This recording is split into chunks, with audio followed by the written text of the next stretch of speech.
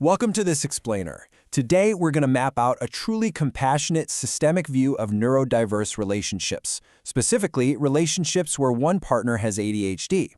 We're drawing all of this from the fascinating Avocado Manifesto. It's this incredible guide that brilliantly breaks down the dynamics between partners. It really shows us two different worlds trying to understand each other. So we're going to explore these powerful concepts step by step. Let's get right into it. All right, let's dive right in by confronting what is arguably the most common and honestly the most exhausting question couples ask during a fight. Who is to blame? It's a completely logical human reflex, right? When something hurts, we instantly want to know who we can hold responsible. But here's the thing. The answer to that question of blame, it's no one. Literally no one. You have to reframe this entirely. You aren't actually fighting each other. You're clashing over a fundamental difference that neither of you chose. You basically have two completely different nervous systems operating under one roof. One system is desperately seeking peace and predictability, while the other is processing stimuli completely unfiltered, basically with the volume cranked up to 10. This really requires us to take a systemic, bird's-eye view. If you just keep looking for a perpetrator or a victim, you're just going to get stuck in the mud. The real question isn't about who is to blame, but rather, what patterns are being passed down? What old scripts, maybe even from childhood, are playing out in your kitchen right now, and who's carrying them? Where do you actually fit into all of this? And this brings us to a really interesting, kind of quirky, but totally spot-on metaphor.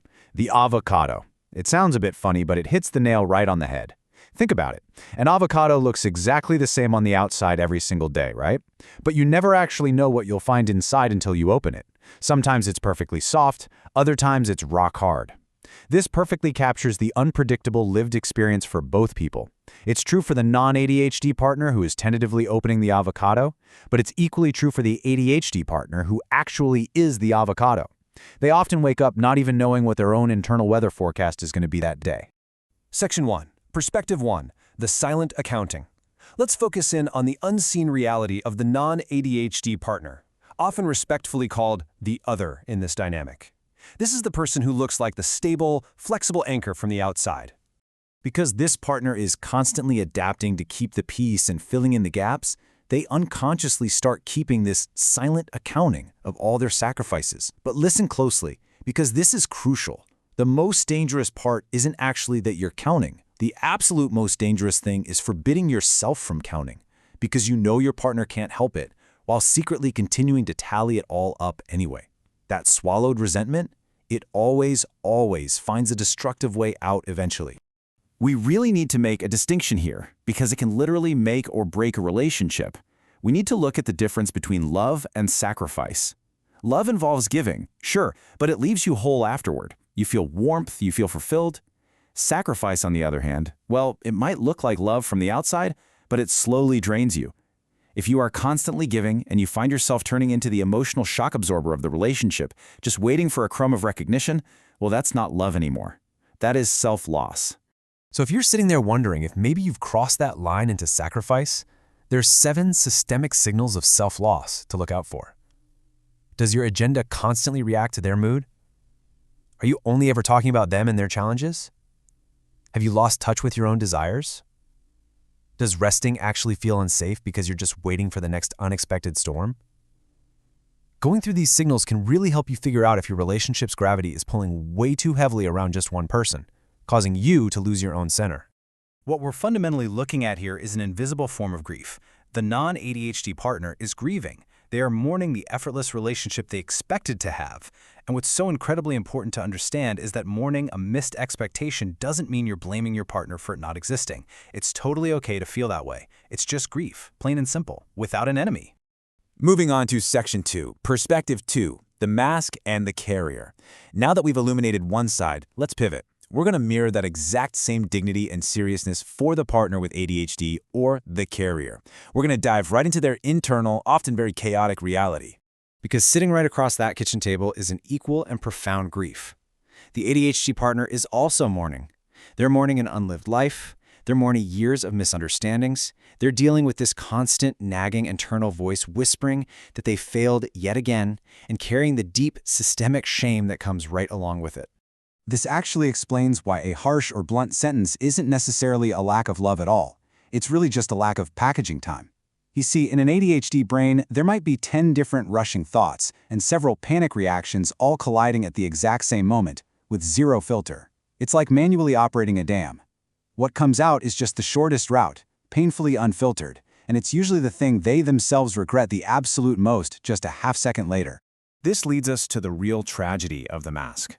Coworkers and friends often see someone who functions perfectly fine, but what they don't see is the immense, constant regulation it takes.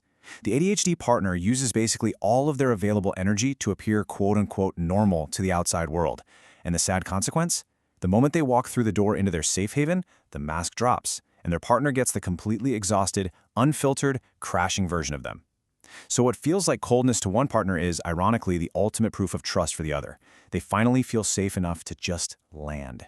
Furthermore, there's something you really have to understand about the aftermath of an outburst. When the ADHD partner goes completely silent and withdraws, it is very rarely indifference or coldness. Most of the time, it's this profound, isolating shame. And shame just has no words. The judgment they are putting on themselves in that moment is so massive, it literally physically paralyzes their ability to find the right words or reconnect. Okay, Section 3, Synthesis, Explanation versus Excuse. Let's dig into the actual mechanics of what happens when these two realities collide. Why does this break both partners down, and how can we structurally fix it? This right here is the exact flashpoint where conflicts spiral totally out of control. Something goes wrong, and the ADHD partner immediately starts explaining what was happening inside their head. They're speaking process language in a desperate attempt to just be understood.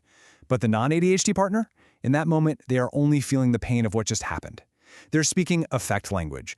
Because one is explaining the inner process while the other is still reeling from the impact, the clinical neurological explanation suddenly sounds like a super cheap excuse.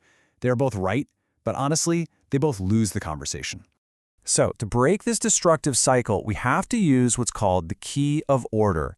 The rule is incredibly simple, but absolutely life-changing. Step 1, you must acknowledge the emotional impact your action had on the other person. You have to do this before Step 2, which is explaining the neurological process behind it. The impact always comes first.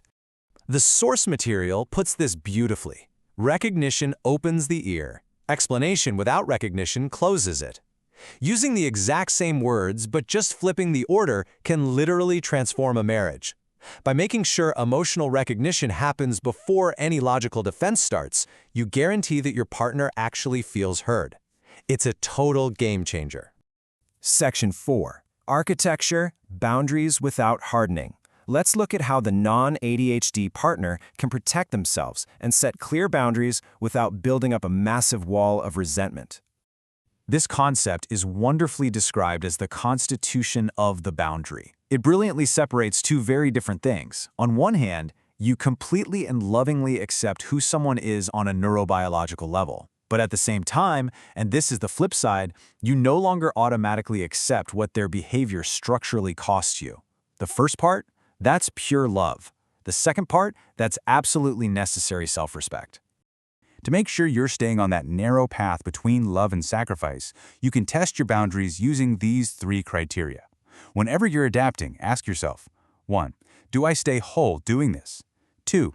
Is my partner making a visible effort to move on their end? And 3. Can I actually give this without building up resentment? Doing this ensures you maintain your own gravity in the household, so the whole system stops orbiting solely around the unpredictability of ADHD. And that brings us to a really fundamental truth.